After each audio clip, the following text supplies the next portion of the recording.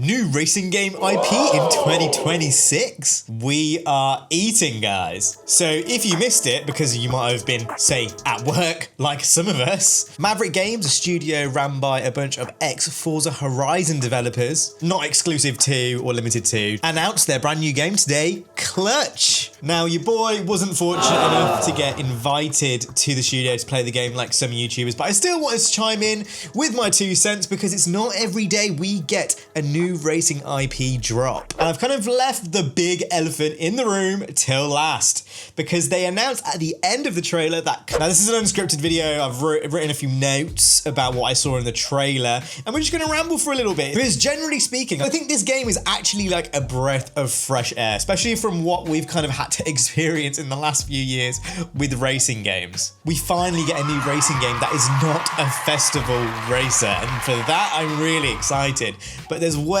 more than that excites me. So let's go ahead and actually dive into what's in the trailer, then I'll give my thoughts at the end. So if you've never heard of Clutch before, this is your first time hearing of Clutch. Clutch is an open world racer set in Monaco. You can tell because the plates actually have an F. So for those people that don't live in Europe or general area, if you've seen a license plate that looks like this with an F on, that means the car originates from France. So the game seems to be set, in the Riviera, near Monaco, near France. Obviously the specific location hasn't been announced, but the game's set in France, basically is all you need to know. Monaco. It looks like the game's set in Monaco/France. They are 2 separate entities, but anyway, let's not get bogged down in the details. In this game, you follow a duo, so the game's story-driven, and it's about their journey in the pursuit of the R1K racing series, which is a professional league. Running alongside the professional league, you also have an underground street racing syndicate called the Midnight Collective. Ooh, they even had an M3 GTR moment when you thought you could not escape that car. It just keeps coming back. And amongst all this, there is also like a heist narrative, which we're gonna go on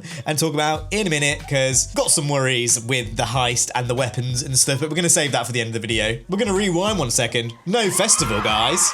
Seems like one storyline is like serious racing. It's kind of giving like F1 Drive to Survive type of vibe. And then on the other side, you've got street racing a la carte like Fast and Furious. Then they've also got this like third part, which is kind of like Fast and Furious After 5, where, The Rock joined, like Fast and Furious post-Rock. Overall, like I said, I like what I'm seeing. It's a breath of fresh air. Seems like a complete, unique take. From what I've seen so far, from the gameplay so far, it seems like they're taking from a lot of different racing games, and it's not just more of the same. I see bits of, Gran Turismo in this with the serious street racing, like the actual film, and game, I guess, because they're both the same franchise. I see elements of Need for Speed in it. I see elements of Grid. I see elements of Project Cars, more specifically Project Cars 3. It seems like there's a bunch of things all smashed up into one, which I really, really like. The customization, how could we not talk about the customization? Now, anyone who has been following the channel for a while, you'll know that I love my customization. If you've watched some of my recent commentary videos, I'm gonna sound like I'm repeating myself, but Midnight Club LA, one of my favorite racing games of all time, the early Need for Speed, entries from Underground 2, all that. Love those games. I don't know, there's something about customizing cars in racing games, especially when there's loads of options and actually being able to make a car your own. That's something, that kind of gameplay loop, I just really enjoy it. I get a lot of satisfaction from building cars and actually making them look cool. One problem I have with a lot of recent games, so whether that's The Crew 2, whether that's Forza, whether that was some of the Need for Speed games before they got axed, was a lot of the bumpers and customization just wasn't for me. Way too out there, way too OTT. Shit had more fake vents on it than a toy airplane. I like my customization grounded in reality. OEM plus. Shout out to all my actual car people out there. And it seems like we're getting a little bit of that. So in the trailer, they said, and that's why we've pushed to set a new benchmark in car customization. Interesting to see how far they actually take it. Can you change stereos? In the trailer, we saw that you could change, seats or steering wheels. You could put air fresheners and stuff on the kind of the central mirror in the car. You can have a hoodie just lying around in your passenger seat. Interesting levels of customization that we don't think we've seen in a very long time, pretty much since Need for Speed died. I wonder how far they can take it, because in the reveal trailer, we didn't see any wide bodies or licensed wide bodies and stuff like that. We saw some rims from HRE, and there was another couple brands in there, but we didn't see any of kind of like the more tuner style rims, like from say Work or Volk or Advan, for example. Still very early days, but you know, I just wanted to mention that in there because, you know, that's my size, if you get me. But interior customization, you know, I am so here for it. Yeah, my only asterisk to that is how far do they take it? They've already taken it further than most AAA releases in the last 20 years. But how granular can you get with it? Can you, say, in older cars, maybe put like the telephone in the glove box or the armrest? Can you like change stereos? Can you change speakers and sound systems and stuff? Like, can you do like boot customization where like you can go proper Underground 2 with it and put like a sub in the back?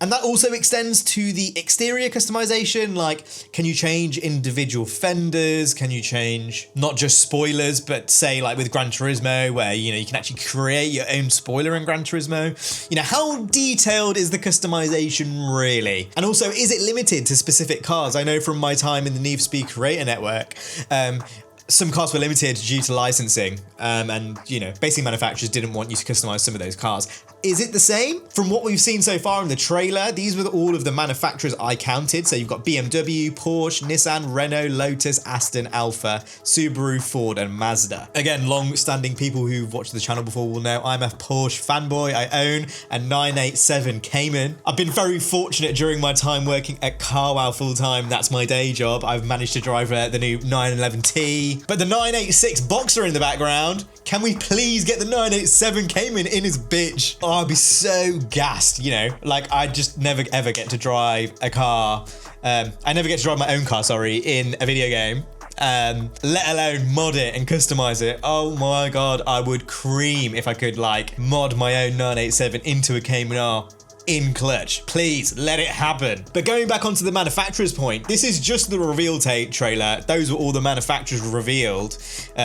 Sneaky Carrera GT moment here as well. I mean, this is only a small snippet of the car list from what we've been told so far. And already, seems like they're touching all of the bases. I mean, some of my favorites personally are already in there. BMW check, Porsche check, Renault check, Nissan check, Mazda check. So we're already off onto a good start. Another thing they said in the trailer was that cars actually wear the more you use them. So like the interiors will wear out.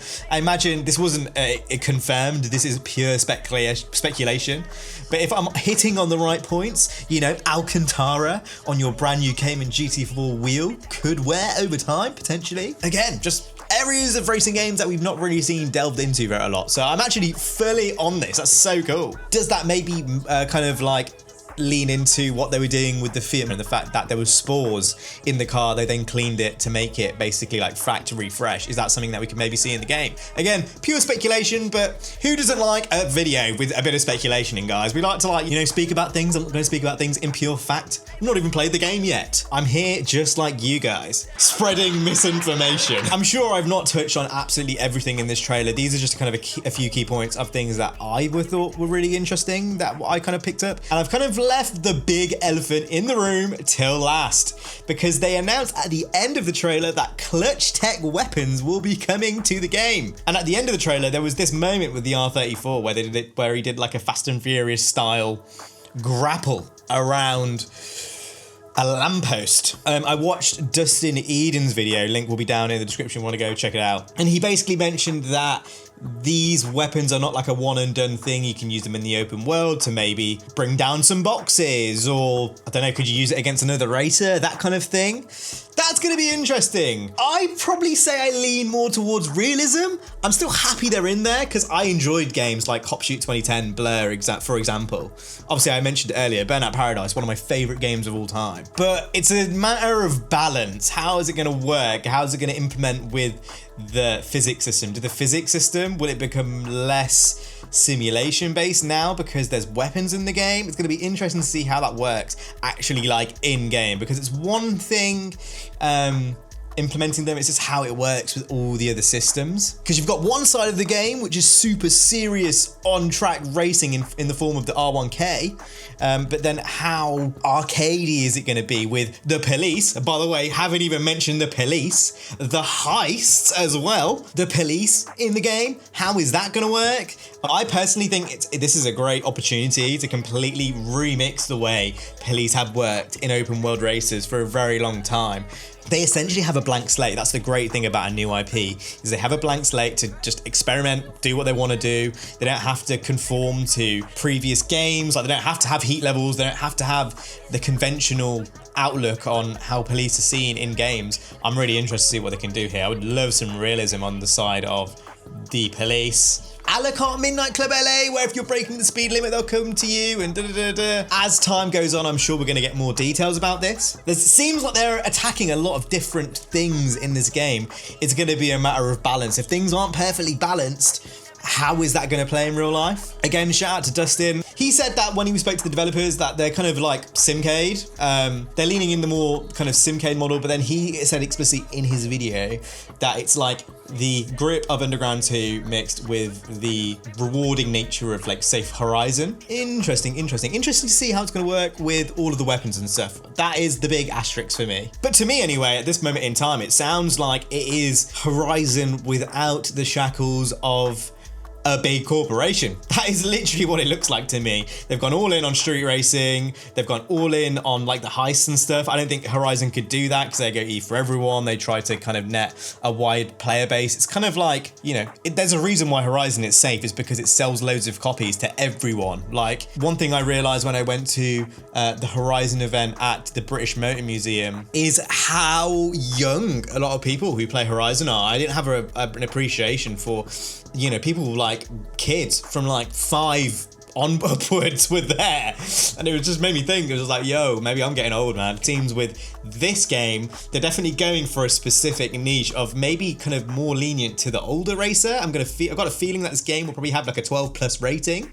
Thank God we have a new racing IP, by the way. How long has it been? The Crew? Was The Crew the last one? You guys have to let me know down in the comment section down below. AAA racing IP, the last one I can think of is probably The Crew. That has actually like lasted multiple entries. You know, there's been like certain other ones here and there that haven't really gone on to have any success, but The Crew is the last one I can remember.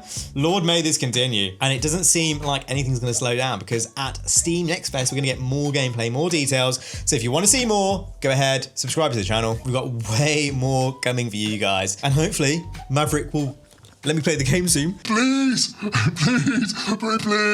Anyway, if you enjoyed this video, you should go ahead and check out this video here where I talk about something. I don't know what video I'm going to link here because I've been doing a lot of Forza content. Could it be a Need for Speed video? I have absolutely no clue. You should just click it and subscribe while you're here because it's free.